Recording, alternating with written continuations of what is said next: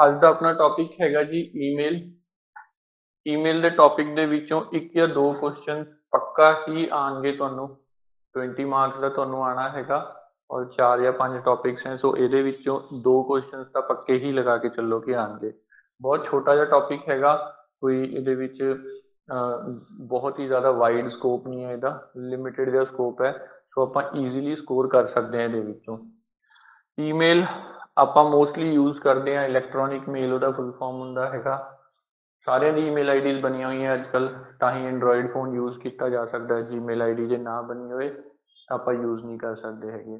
ਠੀਕ, ਤਾਂ ਆਪਾਂ ਨੂੰ ਕੁਝ ਛੋਟੀਆਂ ਛੋਟੀਆਂ ਚੀਜ਼ਾਂ ਇਹਦੇ ਬਾਰੇ ਪਤਾ ਹੋਣੀਆਂ ਚਾਹੀਦੀਆਂ ਨੇ, ਬਸ ਉਹਦੇ ਵਿੱਚੋਂ ਹੀ ਕੁਐਸਚਨ ਆ ਜਾਂਦਾ ਹੈ। ਬਰੀਫ ਹਿਸਟਰੀ, ਈਮੇਲ ਸਟਾਰਟ ਕਦੋਂ ਹੋਈ? 1971 ਦੇ ਵਿੱਚ। ਇਹਦੇ ਸਟਾਰਟ ਕਰਨ ਦੇ ਪਿੱਛੇ ਜਾਂ ਇਹਦੀ ਇਨਵੈਂਸ਼ਨ ਪਿੱਛੇ ਜਿਹੜਾ ਬੰਦਾ ਸੀਗਾ ਉਹ ਇੱਕੋ ਹੀ ਬੰਦਾ ਫੇਮਸ ਹੈਗਾ ਨੈਟ ਦੇ ਉੱਤੇ, ਜਿਹਦਾ ਨਾਮ ਹੈ ਰੇ ਟੋਮਲਿੰਸਨ। ਠੀਕ ਹੈ, ਇੱਕ ਹੋਰ ਬੰਦੇ ਦਾ ਨਾਮ ਉਰੇ ਲਿਖਿਆ ਜ਼ਰੂਰ ਹੋਇਆ, ਬਟ ਇਹ ਨਾ ਤਾਂ ਨੈਟ ਤੇ ਕਿਤੇ ਮਿਲਦਾ ਹੈਗਾ, ਨਾ ਹੀ ਇਹ ਆਨਸਰ ਜਾਂਦਾ ਹੈਗਾ, ਬਟ ਐਕਚੁਅਲ ਦੇ ਵਿੱਚ ਇਹ ਦੋਨੋਂ ਹੀ ਸੀਗੇ ਜਿਨ੍ਹਾਂ ਨੇ ਸਟਾਰਟ ਕੀਤੀ ਸੀ।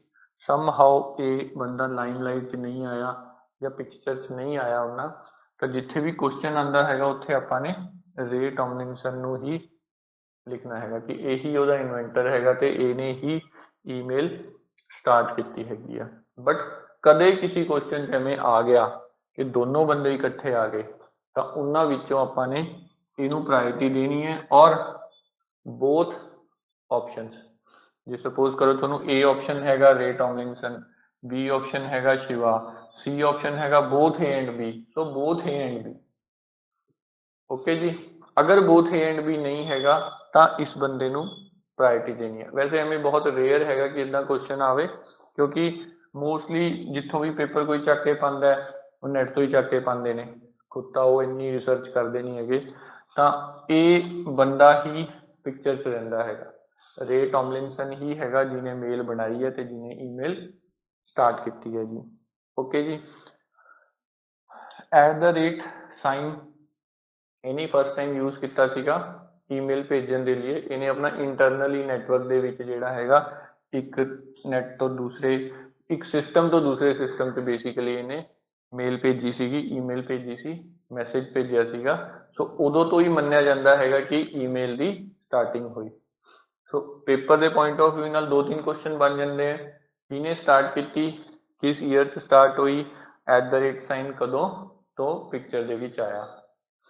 ਠੀਕ ਹੈ ਜੀ, ਦੈਨ ਉਸ ਤੋਂ ਬਾਅਦ ਆਪਾਂ ਚੱਲਦੇ ਹੈਗੇ ਆ ਕਿ ਜਦੋਂ ਆਪਾਂ ਈਮੇਲ ਬਣਾਉਂਦੇ ਆ, ਈਮੇਲ ਸੈਂਡ ਕਰਦੇ ਹੈਗੇ ਕਿਸੇ ਨੂੰ, ਤਾਂ ਤੁਸੀਂ ਉੱਥੇ 2-3 ਚੀਜ਼ਾਂ ਦੇਖੀਆਂ ਹੋਣਗੀਆਂ। ਸਭ ਤੋਂ ਪਹਿਲੀ ਚੀਜ਼ ਤਾਂ ਆਉਂਦੀ ਹੈਗੀ ਹੈ ਤੁਹਾਡੇ ਕੋਲ ਟੂ,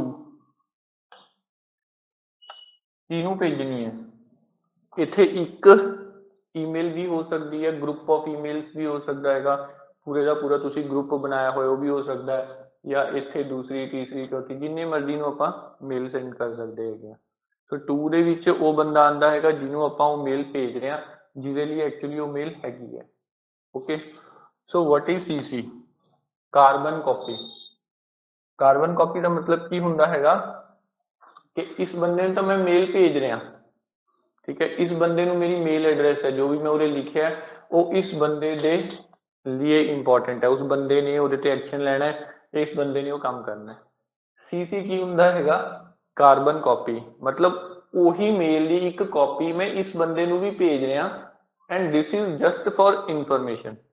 CC ਦੇ ਵਿੱਚ ਆਪਾਂ ਉਹ ਬੰਦਿਆਂ ਨੂੰ ਰੱਖਦੇ ਹਾਂ ਜਿਹੜੇ ਬੰਦਿਆਂ ਨੂੰ ਸਿਰਫ ਆਪਾਂ ਜਾਣਕਾਰੀ ਇੱਕ ਭੇਜਿਆ ਜਾਂਦੀ ਹੈ ਮੇਲ, ਕਿ ਮੈਂ ਉੱਪਰਲੀ ਕਿਸੇ ਨੂੰ ਮੇਲ ਕਰ ਰਿਹਾ, ਉਸ ਮੇਲ ਦੀ ਸਿਰਫ ਨੌਲੇਜ ਹੋ ਜੇ ਉਹਨੂੰ, ਉਹਨੇ ਐਕਸ਼ਨ ਨਹੀਂ ਕੋਈ ਲੈਣਾ ਉਹਦੇ ਤੇ, ਬਟ ਸਿਰਫ ਉਹਦੀ ਨੌਲੇਜ ਦੇ ਲਈ। ਇਹਦੀ ਇੱਕ ਛੋਟੀ ਜਿਹੀ ਐਗਜ਼ਾਮਪਲ ਦਿੰਦਾ, ਸਪੋਜ਼ ਕਰ ਲਓ ਮੈਂ ਕਿਸੇ ਕੰਪਨੀ 'ਚ ਕੰਮ ਕਰ ਰਿਹਾ ਤੇ ਮੇਰਾ ਜਿਹੜਾ ਇਮੀਡੀਏਟ ਬੌਸ ਹੈਗਾ, ਮੈਨੇਜਰ ਹੈਗਾ, ਉਹਦੇ ਤੋਂ ਮੈਂ ਕੋਈ ਕੰਮ ਕਰਵਾਉਣਾ ਹੈਗਾ ਜਾਂ ਉਹਨੂੰ ਕੋਈ ਚੀਜ਼ ਦੱਸਣੀ ਹੈ ਕਿ ਭਾਈ ਇਹ ਫਲਾਣੀ ਚੀਜ਼ ਇੱਦਾਂ ਹੋ ਗਈ ਹੈ ਤੇ ਇਹਦੇ ਤੇ ਐਕਸ਼ਨ ਲੈਣਾ ਜ਼ਰੂਰੀ ਹੈ, ਅਦਰਵਾਈਜ਼ ਆਪਾਂ ਨੂੰ ਲਾਸ ਹੋ ਜਾਏਗਾ। ਠੀਕ ਹੈ, ਤਾਂ ਮੈਂ ਉਹਨੂੰ ਟੂ ਦੇ ਵਿੱਚ ਰੱਖਾਂਗਾ, ਆਪਣੇ ਮੈਨੇਜਰ ਦੀ ਜਿਹੜੀ ਮੇਰੀ ID ਹੋਏਗੀ ਉਹਨੂੰ ਮੈਂ ਟੂ ਦੇ ਵਿੱਚ ਰੱਖਾਂਗਾ।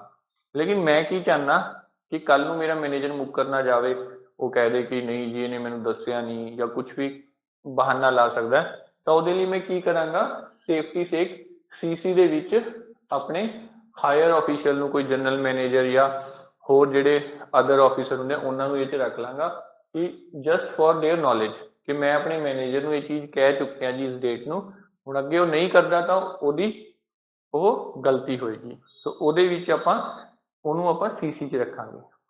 Next is BCC, blind carbon copy. ਹੁਣ ਇਹਦੇ ਵਿੱਚ ਜਿਹੜਾ ਹੈਗਾ ਮੈਂ ਉਹ ਬੰਦਿਆਂ ਨੂੰ ਰੱਖਦਾ ਹੈਗਾ ਜਿਹੜੇ ਬੰਦਿਆਂ ਨੂੰ ਇੱਕ ਦੂਜੇ ਬਾਰੇ ਪਤਾ ਨਹੀਂ ਲੱਗਦਾ ਕਿ ਮੇਲ ਕਿਸ ਨੂੰ ਗਈ ਹੈ। ਮੈਂ CC ਦੇ ਵਿੱਚ ਜੋ ਵੀ ਰੱਖਾਂਗਾ, ਮੈਂ 2 ਦੇ ਵਿੱਚ ਜੋ ਵੀ ਰੱਖਾਂਗਾ, ਉਹ ਇੱਕ ਦੂਜੇ ਨੂੰ ਦੇਖ ਸਕਦੇ ਹੈ। ਮੈਨੇਜਰ ਦੇਖ ਸਕਦਾ ਹੈ ਕਿ CC ਦੇ ਵਿੱਚ ਜਨਰਲ ਮੈਨੇਜਰ ਨੂੰ ਰੱਖਿਆ, ਜਨਰਲ ਮੈਨੇਜਰ ਦੇਖ ਸਕਦਾ ਹੈ ਕਿ ਇਹ ਮੇਲ ਕਿਹਨੂੰ ਕਿਹਨੂੰ ਭੇਜੀ ਗਈ ਹੈਗੀ ਹੈ। 2 ਦੇ ਵਿੱਚ ਮੰਨ ਲਓ 10 ਬੰਦੇ ਆ ਤਾਂ ਉਹ ਆਪਸ ਇੱਕ ਦੂਜੇ ਨੂੰ ਦੇਖ ਸਕਦੇ ਆ। ਬਟ ਕਈ ਵਾਰੀ ਇਹੋ ਜਿਹੀ ਕੰਡੀਸ਼ਨ ਆ ਜਾਂਦੀ ਹੈ ਮੈਂ ਉਹਦੇ ਵਿੱਚ ਸਭ ਨੂੰ ਨਹੀਂ ਦੱਸਣਾ ਚਾਹੁੰਦਾ, ਠੀਕ ਹੈ, ਤਾਂ ਮੈਂ ਉੱਥੇ BCC ਦੇ ਵਿੱਚ ਭੇਜਾਂਗਾ।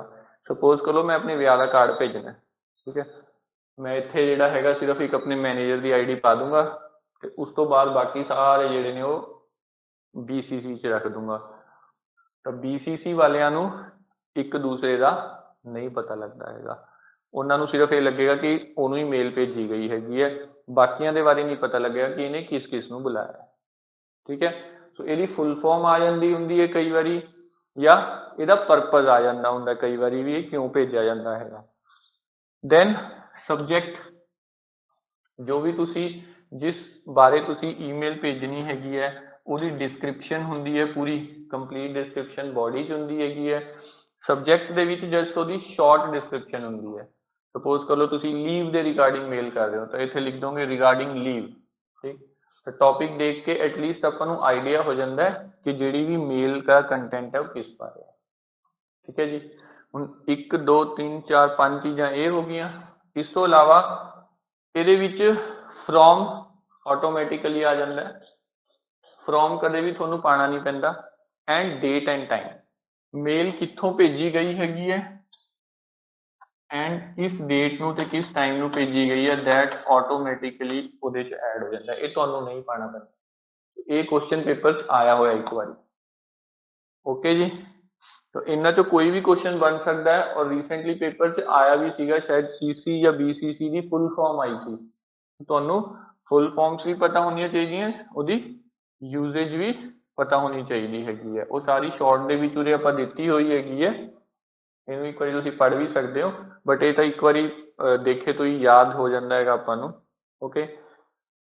Then Hotmail, first email service started by Hotmail. Hotmail ਜਿਹੜੀ ਸੀ ਉਹ ਪਹਿਲੀ ਈਮੇਲ ਸਰਵਿਸ ਆਪਾਂ ਕਹਿ ਸਕਦੇ ਹਾਂ ਜਿਹੜੀ ਜਨਰਲ ਪਬਲਿਕ ਦੇ ਲਈ ਸਟਾਰਟ ਹੋਈ ਸੀਗੀ, ਦੈਟ ਵਾਜ਼ ਹੌਟਮੇਲ। ਤੇ ਉਹਦਾ ਜਿਹੜਾ ਫਾਊਂਡਰ ਸੀਗਾ ਉਹ ਕੌਣ ਸੀਗਾ, ਸਬੀਰ ਭਾਟੀਆ। ਤੋ ਇਹ ਨਾਮ ਤੁਸੀਂ ਯਾਦ ਰੱਖਣਾ ਹੈਗਾ, ਠੀਕ। ਅੱਜ ਦੀ ਡੇਟ ਦੇ ਵਿੱਚ ਆਊਟਲੁੱਕ ਜਿਹੜੀ ਹੈਗੀ ਹੈ, ਮਾਈਕਰੋਸੌਫਟ ਦੀ ਆਊਟਲੁੱਕ ਹੈਗੀ ਹੈ, ਉਹਨੇ ਇਹਨੂੰ ਟੇਕ ਓਵਰ ਕਰ ਲਿਆ ਹੌਟਮੇਲ ਨੂੰ। ਹੌਟਮੇਲ ਹੁਣ ਮਾਈਕਰੋਸੌਫਟ ਆਊਟਲੁੱਕ ਦੇ ਅੰਡਰ ਹੀ ਆ ਗਈ ਹੈਗੀ ਹੈ, ਓਕੇ ਜੀ। ਕੁਝ ਇਸ ਤਰ੍ਹਾਂ ਦੀ ਦਿਖਦੀ ਹੈਗੀ ਹੈ ਆਊਟਲੁੱਕ ਦੀ ਸਕਰੀਨ। ਜੀਮੇਲ ਆਪਾਂ ਸਾਰੇ ਯੂਜ਼ ਕਰਦੇ ਹਾਂ, ਮੈਕਸਿਮਮ ਲੋਕ ਜੀਮੇਲ ਯੂਜ਼ ਕਰਦੇ ਆ। ਆਊਟਲੁੱਕ ਜਿਹੜਾ ਹੈਗਾ ਉਹ ਇੱਕ ਤਰ੍ਹਾਂ ਦਾ ਅੱਗੇ ਆਏਗਾ ਈਮੇਲ ਕਲਾਇੰਟ ਹੈਗਾ, ਜਿਹਨੂੰ ਆਪਾਂ ਆਪਣੇ ਕੰਪਿਊਟਰ ਦੇ ਵਿੱਚ ਇੰਸਟਾਲ ਕਰ ਸਕਦੇ ਹਾਂ। ਮਾਈਕਰੋਸੌਫਟ ਵਰਡ, ਐਕਸਲ, ਪਾਵਰਪੁਆਇੰਟ, ਇਹਨਾਂ ਦੇ ਨਾਲ ਇੱਕ ਮਾਈਕਰੋਸੌਫਟ ਦਾ ਆਊਟਲੁੱਕ ਆਉਂਦਾ ਹੈ। ਇਹਦੇ ਵਿੱਚ ਕੀ ਹੁੰਦਾ ਵੀ ਤੁਹਾਡੀਆਂ ਈਮੇਲ ਤੁਹਾਡੇ ਕੰਪਿਊਟਰ ਤੇ ਹੀ ਆ ਜਾਂਦੀਆਂ ਨੇ, ਤੁਹਾਨੂੰ ਉਹਦੇ ਲਈ ਨੈਟ ਦੀ ਲੋੜ ਨਹੀਂ ਪੈਂਦੀ ਉਹਨਾਂ ਨੂੰ ਪੜ੍ਹਨ ਦੇ ਲਈ। ਅਗਰ ਅੱਗੇ ਸੈਂਡ ਕਰਨੀ ਹੈ ਜਾਂ ਰਿਪਲਾਈ ਕਰਨਾ ਹੈ ਫਿਰ ਤੁਹਾਨੂੰ ਨੈਟ ਦੀ ਲੋੜ ਪਏਗੀ। ਹੁਣ ਇਹ ਕੁਝ ਉਹਦਾ ਕਹਿ ਲਓ ਕਿ ਆਊਟਲੁੱਕ ਦੀ ਸ਼ਕਲ ਹੈਗੀ ਹੈ, ਇਸ ਤਰ੍ਹਾਂ ਦਾ ਹੁੰਦਾ ਹੈ। ਇਹਦੇ ਵਿੱਚ ਵੀ ਉਹੀ ਆਪਸ਼ਨ ਹੁੰਦੇ, ਫਰੋਮ ਆਪਣੇ ਆਪ ਆ ਜਾਂਦਾ, ਟੂ CC BCC ਸਬਜੈਕਟ ਸਾਰਾ ਕੁਝ, ਮਤਲਬ ਇੱਕ ਤਰ੍ਹਾਂ ਦੀ ਮੇਲ ਭੇਜਣ ਦੇ ਲਈ ਆਪਸ਼ਨ ਹੈਗਾ, ਜਿਵੇਂ ਜੀਮੇਲ ਹੁੰਦੀ ਹੈ ਉਸੇ ਤਰ੍ਹਾਂ ਦਾ ਇਹ ਹੈਗਾ। ਬਟ ਇਹਦੇ ਵਿੱਚ ਜਿਹੜੀ ਤੁਹਾਨੂੰ ਈਮੇਲ ID ਬਣਾਉਣੀ ਪਏਗੀ ਉਹ ਆਊਟਲੁੱਕ ਤੇ ਬਣਾਉਣੀ ਪਏਗੀ ਮਾਈਕਰੋਸੌਫਟ ਦੀ।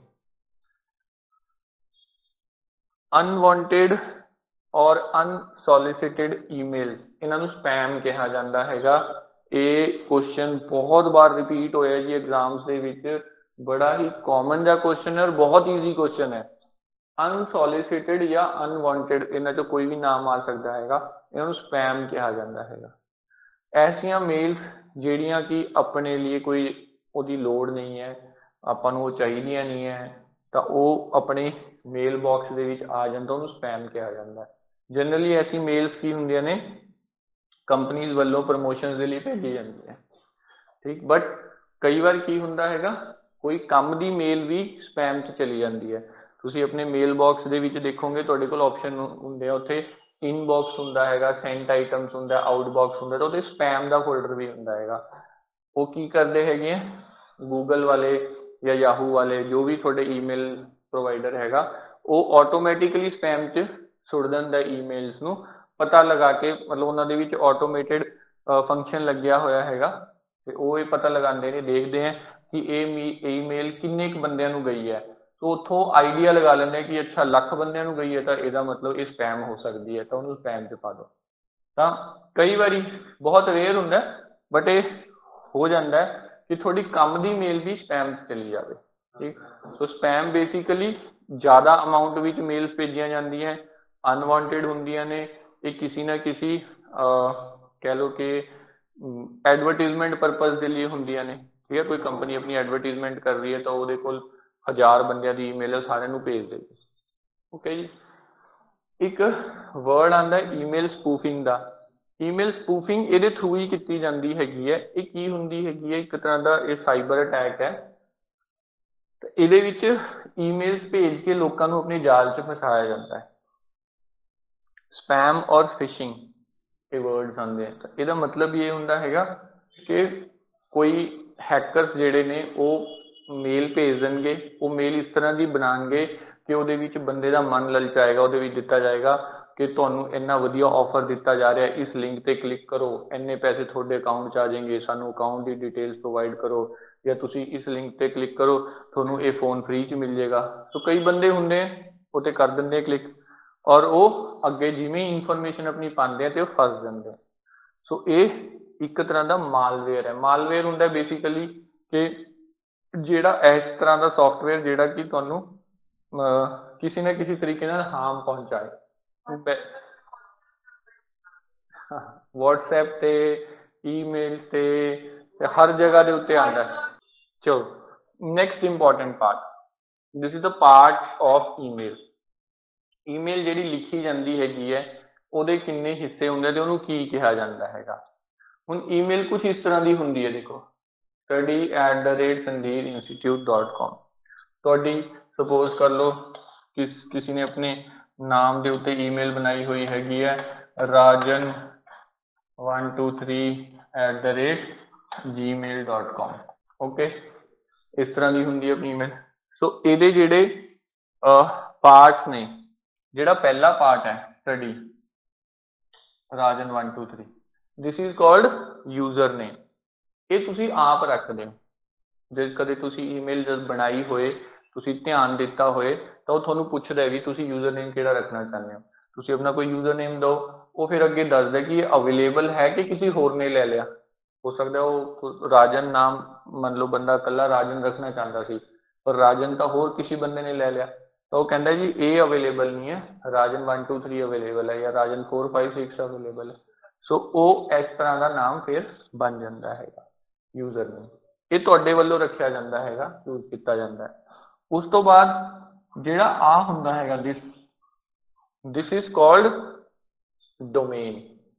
ਹੁਣ ਇੱਥੇ ਨਾਰਮਲੀ ਉਹ ਈਮੇਲ ਪ੍ਰੋਵਾਈਡਰ ਦਾ ਨਾਮ ਹੁੰਦਾ ਹੈ ਜਾਂ ਡੋਮੇਨ ਹੁੰਦਾ ਹੈਗਾ ਜਿਹਦੇ ਥਰੂ ਤੁਹਾਡੀ ਈਮੇਲ ਚੱਲ ਰਹੀ ਹੈਗੀ ਹੈ। ਜਿਵੇਂ ਅਗਰ ਜੀਮੇਲ ਹੈ, ਤੁਸੀਂ ਗੂਗਲ ਦੇ ਉੱਤੇ ਆਪਣੀ ਮੇਲ ਬਣਾਈ ਹੈ ਤਾਂ ਉਹ ਜੀਮੇਲ ਬਣ ਜਾਏਗੀ। ਅਗਰ ਉਹ ਯਾਹੂ ਹੈ ਤਾਂ ਉਹਦੇ ਯਾਹੂ ਬਣ ਜਾਏਗੀ, ਠੀਕ ਹੈ। ਇਹ ਕੰਪਨੀਜ਼ ਹੈਗੀਆਂ, ਇਹਨਾਂ ਨੇ ਆਪਣੇ ਡੋਮੇਨ ਖਰੀਦੇ ਹੋਏ ਹੈਗੇ ਹੈ। ਉਹ ਅੱਗੇ ਉਹ ਥਰਡ ਚੀਜ਼ ਹੈਗੀ ਹੈ ਜਿਹਨੂੰ ਟੌਪ ਲੈਵਲ ਡੋਮੇਨ ਕਿਹਾ ਜਾਂਦਾ ਹੈਗਾ। ਹੁਣ ਇੱਥੇ ਯਾਹੂ ਵੀ ਹੋ ਸਕਦਾ, ਜੀਮੇਲ ਵੀ ਹੋ ਸਕਦਾ, ਕੁਝ ਵੀ ਹੋ ਸਕਦਾ ਹੈਗਾ। ਤੇ ਜਿਵੇਂ ਇੱਥੇ ਸੰਜੀਵ ਇੰਸਟੀਚਿਊਟ ਆ ਰਿਹਾ, ਇਹ ਸਾਡਾ ਆਪਣਾ ਡੋਮੇਨ ਹੈਗਾ, ਇਹਨੂੰ ਅਸੀਂ ਪਰਚੇਜ਼ ਕੀਤਾ ਹੋਇਆ ਹੈਗਾ। ਹੁਣ ਇਹ ਡੋਮੇਨ ਪਰਚੇਜ਼ ਕਿਵੇਂ ਹੁੰਦਾ, ਦੈਟ ਇਜ਼ ਸੈਪਰੇਟ ਥਿੰਗ। ਬਸ ਤੁਸੀਂ ਇਹ ਸਮਝ ਲਓ ਕਿ ਇਹ ਇੱਕ ਤੁਹਾਡਾ ਡੋਮੇਨ ਨਾਮ ਹੈਗਾ ਕਿ ਇਹ ਦੱਸਦਾ ਹੈਗਾ ਕਿ ਮੇਲ ਕਿੱਥੋਂ ਬਣ ਰਹੀ ਹੈ, ਕਿੱਥੇ ਸਟੋਰ ਹੋ ਰਹੀ ਹੈ, ਕਿੱਥੋਂ ਆ ਰਹੀ ਹੁੰਦੀ ਹੈ, ਠੀਕ ਹੈ। .com ਲਾਸਟ ਵਾਲਾ ਪਾਰਟ, ਇਹਨੂੰ ਕਿਹਾ ਜਾਂਦਾ ਟੌਪ ਲੈਵਲ ਡੋਮੇਨ। ਇਹ ਦੱਸਦਾ ਹੈਗਾ ਕਿ ਜਿਹੜੀ ਤੁਹਾਡੀ ਜਿਹੜੀ ਈਮੇਲ ਹੈਗੀ ਹੈ ਉਹ ਕਿਸ ਟਾਈਪ ਦੀ ਹੈ, ਕਮਰਸ਼ੀਅਲ ਹੈਗੀ ਹੈ। ਕਈ ਵਾਰ ਇੱਥੇ ਹੁੰਦਾ ਹੈਗਾ .co.in, कई बार ਹੁੰਦਾ .org, कई बार ਹੁੰਦਾ .edu। तो ये चीज़ें दसदियां ने कि ईमेल ਜਿਹੜੀ ਹੈਗੀ ਹੈ ਤੁਹਾਡੀ किस टाइप की है, एजुकेशनल पर्पज वास्ते बनी हुई है, कोई पर्टिकुलर ऑर्गेनाइजेशन की हैगी है, या .in इंडिया का डोमेन हैगा, .gov.in हैगा, इंडियन गवर्नमेंट की ईमेल हैगी है। ठीक है, तो वो कौन दसदा ਆਪਾਂ ਨੂੰ टॉप लैवल डोमेन। ਵੈਬਸਾਈਟ ਦੇ ਨਾਮ ਦੇ ਉੱਤੇ ਵੀ ਨਾ ਇਹੀ ਹੁੰਦਾ ਹੈ, ਜਿਵੇਂ ਆਪਾਂ .com ਲਿਖਦੇ ਹਾਂ ਤਾਂ ਉਹ ਕਮਰਸ਼ੀਅਲ ਵੈਬਸਾਈਟ ਹੁੰਦੀਆਂ ਨੇ, ਕਈ ਵੈਬਸਾਈਟ ਦੇ ਵਿੱਚ .gov.in ਲਿਖਿਆ ਹੁੰਦਾ ਹੈ, ਸੋ ਇੰਡੀਅਨ ਗਵਰਨਮੈਂਟ ਦੀਆਂ ਵੈਬਸਾਈਟਸ ਹੁੰਦੀਆਂ। ਠੀਕ ਹੈ ਜੀ, ਇਹ ਕਲੀਅਰ ਹੈਗਾ।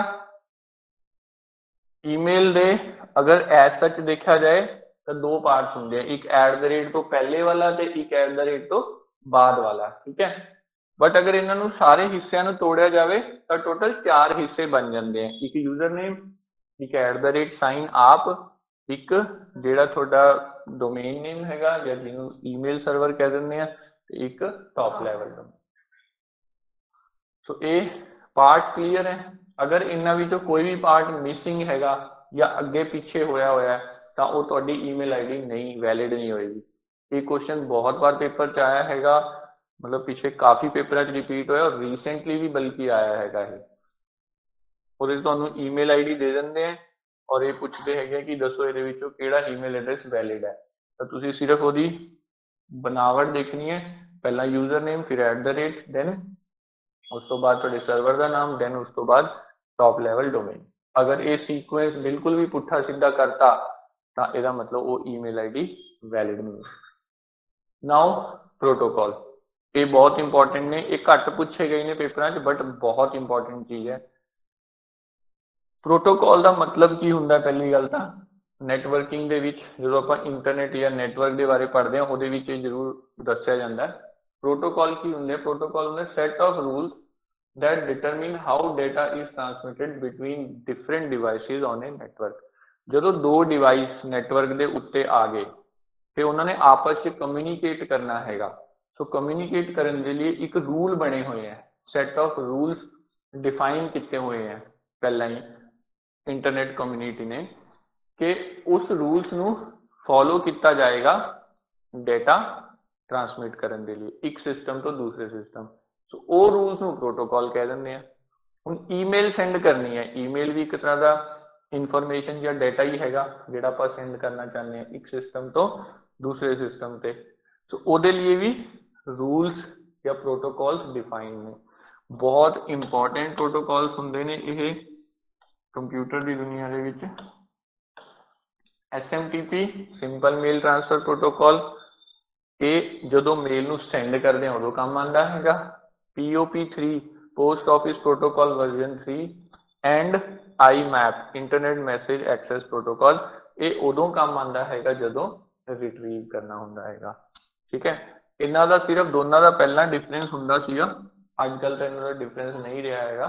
और डिफरेंस की हुंदा सी, जिहड़ा ये POP वर्जन 3 सीगा, ये की करदा सीगा, ये सारियां दी सारियां मेल्स नू डाउनलोड कर लेंदा सीगा तुहाडे सिस्टम ते उत्थों डिलीट कर दिंदा सी सर्वर तो, बट ये उत्थे भी रिटेन रखता सीगा। ठीक, ये चीज़ थोड़ी जी इदा हैगी है कि तुहानू इन्नी जल्दी जल्दी जे तुसी कंप्यूटर की ज़्यादा नॉलेज नहीं रखते तो नहीं छेती समझ आती कि सर्वर तो डाउनलोड कर लिया जी फिर किमें डिलीट हो गया। बट ये कुछ इस तरह है कि अज की डेट से तुसी जिथे मर्जी अपनी मेल खोल लो, तुहानू सारियां मेल दिख जाएंगियां। पहला इदा नहीं हुंदा सीगा, एक बारी तुसी मेल खोलते सी तो थोड़ी सारियां मेल्स थोड़े कंप्यूटर ते आ जांदियां सीगियां, तो तुसी उत्थे देखदे सीगे, उन्होंने यूज कर लो, उस तो बाद उसी कंप्यूटर ते रहणगियां। अगर तुसी किसी होर कंप्यूटर ते खोलोगे तो वो वाली मेल नहीं दिखणगी। ये बहुत पहला हुंदा सी, अज की डेट से चीज़ नहीं हुंदी। अज की डेट तो तुसी जीमेल जिथे मर्जी खोल लो, थोड़ी सारी मेल्स आ जांदियां ने। Email client and email server, एक ही चीज़ हुंदी है। ईमेल क्लाइंट की हुंदा हैगा, पहली गल तो क्लाइंट दे सर्वर की हुंदे हैं, मैं थोड़ा जिहा आइडिया दिता सीगा परसों जो क्लास लाई सी। क्लाइंट मतलब जो आपां अपने मोबाइल ते या लैपटॉप ते यूज कर रहे हैं। मैं अपने मोबाइल के उत्ते फ्लिपकार्ट की साइट खोली तो मेरा मोबाइल क्लाइंट है, लेकिन फ्लिपकार्ट की साइट कित्थे पई हैगी, एक्चुअल च होस्ट कित्थे हैगी है, जिथे उहदा डेटा पिया है, जिथों डेटा आंदा है। मैं सर्च मारी किसी चीज़ से ਪੈਨ, ਬਲੂ ਪੈਨ ਯਾਰ ਬਲੈਕ ਪੈਨ, ਤਾਂ ਉਹ ਪੈਨ ਲੱਭ ਕੇ ਲਿਆਏਗਾ ਉੱਥੋਂ, ਮੈਨੂੰ ਫੋਟੋਆਂ ਦਿਖਾ ਦੇਗਾ, ਮੈਨੂੰ ਉਹਦੇ ਰੇਟ ਦਿਖਾ ਦੇਗਾ। तो जिथों डेटा आ रहा है वो सर्वर, जिथे मैं यूज कर रहा वो क्लाइंट। ओके, सो ईमेल क्लाइंट की हुंदे ने? ईमेल क्लाइंट हुंदे ने इस तरह के सॉफ्टवेयर जिन्होंने आप कंप्यूटर के उत्ते इंस्टॉल कर लिए तो ਉਹਦੇ ਵਿੱਚ ਮੇਰੀਆਂ ਮੇਲ ਸਾਰੀਆਂ ਦਿਖ ਜਾ ਕਰਨ। ਜਿਵੇਂ ਮੈਂ ਤੁਹਾਨੂੰ ਮਾਈਕਰੋਸੌਫਟ ਆਊਟਲੁੱਕ ਦਿਖਾਇਆ ਸੀਗਾ। ਮਾਈਕਰੋਸੌਫਟ ਆਊਟਲੁੱਕ ਇੱਕ ਈਮੇਲ ਕਲਾਇੰਟ ਹੈ, ਉਹਨੂੰ ਮੈਨੂੰ ਪਹਿਲਾਂ ਇੰਸਟਾਲ ਕਰਨਾ ਪਏਗਾ, ਫਿਰ ਉਹਦੇ ਵਿੱਚ ਮੈਂ ਸਾਰੀਆਂ ਸੈਟਿੰਗਸ ਲੋਡ ਕਰਾਂਗਾ ਤਾਂ ਮੇਰੀਆਂ ਮੇਲ ਸਾਰੀਆਂ ਉੱਥੇ ਆ ਜਾਇਆ ਕਰਨਗੀਆਂ ਆਊਟਲੁੱਕ ਵਾਲੀਆਂ। ਬਟ ਜਿਹੜੇ ਆ ਹੈਗੇ ਜੀਮੇਲ, ਯਾਹੂ, ਰੈਡਿਟ, ਇਹ ਕੀ ਹੈਗੇ ਨੇ? ਵੈਬ ਮੇਲ, ਇਹਨਾਂ ਨੂੰ ਕਿਹਾ ਜਾਂਦਾ ਹੈਗਾ ਵੈਬ ਮੇਲ। मतलब ਜਦੋਂ ਵੀ ਮੈਂ ਜੀਮੇਲ ਖੋਲਣੀ ਹੈ ਮੈਂ ਪਹਿਲਾਂ ਕੀ ਖੋਲਾਂਗਾ? www.gmail.com ਵੈਬਸਾਈਟ ਖੋਲਾਂਗਾ, तो ਉੱਥੇ ਮੈਨੂੰ ਇਹ ਜੀਮੇਲ ਦਾ ਲੌਗਇਨ ਵਾਲਾ ਮਿਲੇਗਾ, ਫਿਰ ਉੱਥੇ ਮੈਂ ਜੀਮੇਲ ਦੀ ਆਈਡੀ ਪਾਉਂਗਾ, ਪਾਸਵਰਡ ਪਾਉਂਗਾ ਤਾਂ ਉਹ ਲੌਗਇਨ ਹੋ ਜਾਏਗਾ। ਹੁਣ ਮੈਂ ਕਿਤੇ ਵੀ ਵੈਬਸਾਈਟ ਨੂੰ ਓਪਨ ਕਰ ਸਕਦਾ ਹੈਗਾ, ਕਿਤੇ ਕਿਸੇ ਵੀ ਸਿਸਟਮ ਤੇ ਜਾਵਾਂ, ਉੱਥੇ ਕੋਈ ਬਰਾਊਜ਼ਰ ਖੋਲਾਂ, ਉੱਥੇ ਮੈਂ ਉਹ ਚਲਾ ਸਕਦਾ। तो ऐसी मेल्स ਨੂੰ ਕੀ ਕਿਹਾ ਜਾਂਦਾ ਹੈਗਾ? ਵੈਬ। ਈਮੇਲ ਕਲਾਇੰਟ ਜਿਹੜਾ ਇੰਸਟਾਲ ਕੀਤਾ ਜਾਂਦਾ ਹੈਗਾ, ਵੈਬ ਮੇਲ ਜਿਹਨੂੰ ਇੰਸਟਾਲ ਕਰਨ ਦੀ ਲੋੜ ਨਹੀਂ ਪੈਂਦੀ, ਆਪਾਂ ਸਿਰਫ ਬਰਾਊਜ਼ਰ ਦੇ ਵਿੱਚ ਉਹਨੂੰ ਦੇਖ ਸਕਦੇ ਹਾਂ, ਚਲਾ ਸਕਦੇ ਹਾਂ। ਈਮੇਲ ਸਰਵਰ ਕੀ ਹੁੰਦਾ ਹੈਗਾ? ਜਿੱਥੇ ਮੇਰੀਆਂ ਮੇਲਸ ਪਈਆਂ ਨੇ। ਹੁਣ ਮੈਂ ਜੀਮੇਲ ਆਪਣੇ ਕੰਪਿਊਟਰ ਤੇ ਖੋਲੀ, ਉੱਥੇ ਸਾਰੀਆਂ ਮੇਲ ਦਿਖ ਗਈਆਂ। मैं जीमेल अपने डेस्कटॉप पे खोली, उत्थे सारियां मेल्स दिख गई। मैं अपने मोबाइल ते खोली, उत्थे सारियां मेल्स दिख गई। तो जिथे मर्जी जीमेल मैं ओपन कर ला, मैनू अपनी सारियां मेल्स दिख जाती है। ਇਹਦਾ मतलब मेरिया सारियां मेल्स किते तो स्टोर ने दूर, वो जिथे भी स्टोर ने ਉਹਨੂੰ ईमेल सर्वर कहा जाता है। ठीक है जी, ਜਿਹੜਾ ਤੁਹਾਡਾ अपना सिस्टम होएगा, जिस सिस्टम पे तुसी देख रहे हो, मेल्स पढ़ रहे हो, ਉਹਨੂੰ लोकल सिस्टम कहा जाता है, ਤੇ ਜਿਹੜਾ दूर हैगा ਉਹਨੂੰ ਸਰਵਰ ਕਿਹਾ ਜਾਂਦਾ ਹੈਗਾ। ਹੁਣ ਕੁਝ ਕੁਐਸਚਨਸ ਦੇਖ ਲਈਏ ਆਪਾਂ। which of the following is a correct format of email? ਹੁਣ ਦੇਖੋ ਇਹਦੇ ਵਿੱਚ ਆਪਾਂ ਦੇਖ ਸਕਦੇ ਹਾਂ ਨਾ, ਪਹਿਲੇ ਦੇ ਵਿੱਚ ਤਾਂ 2 ਦੇ ਸਾਈਨ ਆ ਰਹੇ ਨੇ, ਇਹ ਤਾਂ ਹੋ ਨਹੀਂ ਸਕਦੀ। ਥਰਡ ਵਾਲੇ ਦੇ ਵਿੱਚ @ ਹੀ ਨਹੀਂ ਆ ਰਿਹਾ, ਚੌਥੇ 'ਚ ਵੀ @ ਨਹੀਂ ਆ ਰਿਹਾ।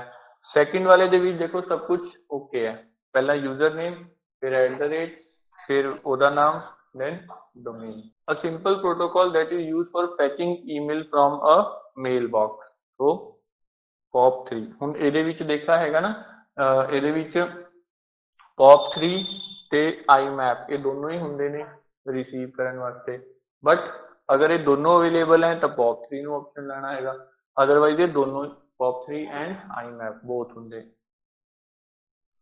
Which of the following countries email was invented? America. Okay, email address is made up of 2 parts. ठीक, देखो पार्ट्स ਉਹਦੇ ਦੋ ਹੀ ਹੁੰਦੇ ਨੇ, ਇੱਕ @ ਤੋਂ ਪਹਿਲੇ ਵਾਲਾ ਤੇ ਇੱਕ @ ਤੋਂ ਬਾਅਦ ਵਾਲਾ, ਲੇਕਿਨ ਓਵਰਆਲ ਉਹਦੇ ਜੇ ਟੋਟਲ ਵੈਸੇ ਆਪਾਂ ਹਿੱਸੇ ਦੇਖੀਏ ਕਿੰਨੇ ਹੁੰਦੇ ਆ ਤਾਂ ਉਹ 4 ਹੁੰਦੇ ਆ, ਇੱਕ ਪਹਿਲਾ, ਇੱਕ @ ਫਿਰ ਬਾਅਦ ਵਾਲੇ ਨੂੰ ਵੀ 2 ਹਿੱਸਿਆਂ 'ਚ ਆਪਾਂ ਤੋੜ ਸਕਦੇ ਹਾਂ। SMTP is a ACP protocol, ये जस्ट वैसे याद कर लो, ये थोड़ा हायर लेवल आ जाता है। Sending an email is similar to writing a letter. The convenient place to store contact information for quick retrieval is address book. Address book ਉਹਦੇ ਵਿੱਚ ਆਪਾਂ ਬਣਾ ਲੈਂਦੇ ਹਾਂ ਜਿਹਦੇ ਵਿੱਚ ਆਪਾਂ ਮੇਲ ਆਈਡੀਜ਼ ਨੂੰ ਸਟੋਰ ਕਰ ਸਕਦੇ ਹਾਂ। Storage area of email is called mail। ਇਹ ਪੇਪਰ 'ਚ ਆਇਆ ਸੀ ਕੁਐਸਚਨ, ਸੇਮ ਹੈ ਮੇਰਾ, ਪਤਾ ਨਹੀਂ ਹੁਣੀ ਕੋਈ ਪੇਪਰ ਹੋਇਆ ਸੀ ਉਹਦੇ 'ਚ ਆਇਆ ਸੀ, ਮੈਨੂੰ ਹੁਣ ਐਗਜ਼ੈਕਟ ਨਹੀਂ ਯਾਦ, ਬਟ ਇਹ ਆਇਆ ਸੇਮ ਪੇਪਰ ਆਇਆ, ਸੇਮ ਕੁਐਸਚਨ मतलब similar C. You can access your email from anywhere using webmail। ठीक है, अपनी ईमेल ਨੂੰ ਕਿਤੋਂ ਵੀ ਆਪਾਂ ਐਕਸੈਸ ਕਰਨਾ ਹੋਏ ਤਾਂ ਆਪਾਂ ਵੈਬਮੇਲ ਦੇ ਥਰੂ ਕਰ ਸਕਦੇ। ਈਮੇਲ ਕਲਾਇੰਟ ਆਪਣੇ ਕੰਪਿਊਟਰ ਤੇ ਇੰਸਟਾਲ ਹੋ ਜਾਏਗਾ ਤੇ ਆਪਾਂ ਸਿਰਫ ਉਸ ਕੰਪਿਊਟਰ ਤੋਂ ਉਹਨੂੰ ਐਕਸੈਸ ਕਰ ਸਕਦੇ ਹਾਂ। What describes the content of the message while sending an email? Okay, ਬਾਕੀ ਸਭ ਵੀ ਚੀਜ਼ਾਂ ਤੁਹਾਨੂੰ ਹੁਣ ਪਤਾ ਨੇ। Founder of email ਰੇ ਟॉमलिंसन, यही आएगा, बहुत रेयरली हुआ है क्योंकि नेट पे हर जगह ये है, दूजे का नाम ही नहीं दिखता किसी। टिम बर्नर ली इन्हें वर्ल्ड वाइड वेब बनाया सी, ते दूसरे ने फादर ऑफ इंटरनेट, ते सी तो थानू पता ही है Hotmail. Which protocol is not used in email? UDP. बाकी तीनों थानू पता है यूज होंगे। SMTP is which type of protocol? Push. क्यों? क्योंकि ये सेंड करने के लिए होता है। Which of the following are used to receive emails from the mail server? Clear रहेगा। MSN and AOL are the examples of online service providers. ये online service providers में just वैसे याद कर लो। What is the attachment size limit in Gmail? ये सब पता होनी चाहिए है 25 MB। ठीक है, Gmail क्योंकि अपन सब यूज करते हैं। How much storage is free in Gmail? 15 GB। ठीक है, 15 GB की स्टोरेज गूगल ड्राइव से मिल रही है अपन को। Gmail was created by, ठीक है, Gmail was created by, email नहीं, Gmail किने बनाई थी? Yahoo Mail was founded by, ये पहले वाले कौन सी के? माइक्रोसॉफ्ट के फाउंडर। दूसरा इन्हें सी लैंग्वेज बनाई थी। तीसरे अपने फ्लिपकार्ट के founder.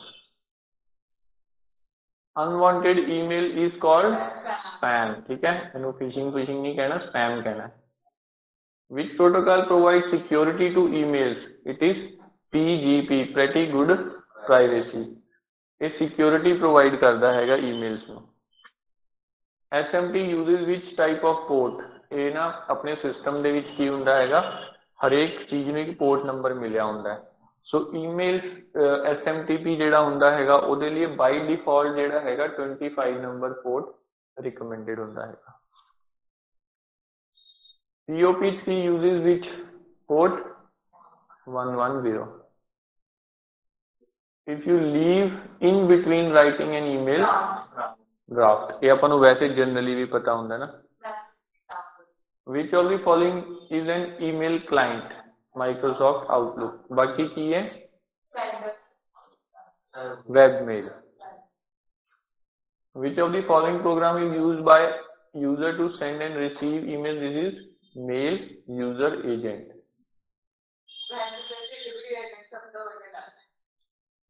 Recipient are invisible to all other recipients of message, BCC। ठीक है, दसिया सीगा। All outgoing messages are stored in which folder? Sent। वैसे जेडे outgoing messages होंगे हैं ना वो outbox होंगे ने, sent दे विच send items होंगे ने। देखो एक तो अपने हुन मैसेज सेंड करता, मैसेज जा रहा है हले पहुंचिया नहीं है, सो आउटबॉक्स होएगा। जिमें ही वो डिलीवर हो गया तो सेंड च आ जाता है। ओके जी। सर फिर ड्राफ्ट ते किहड़ी रहेगी? ड्राफ्ट दे विच हैगा जी, देखो क्वेश्चन आया सी ना अपना, आ देखो हुन इहदे विच की लिखिया होया हैगा, देखो पढ़ो। इहदे विच लिखिया होया है कि तुसी कोई मेल लिख रहे हो, लिखदे लिखदे विच रह गई, ना तुसी सेंड कर पाए ओनू, ना कुछ होर कर पाए, तो ऑटोमेटिकली ड्राफ्ट सेव हो जाती है। जेड़ा आप सेंड ते क्लिक करता वो आउटबॉक्स में चला गया, जेड़ा डिलीवर हो गया वो सेंड च आ जाता है।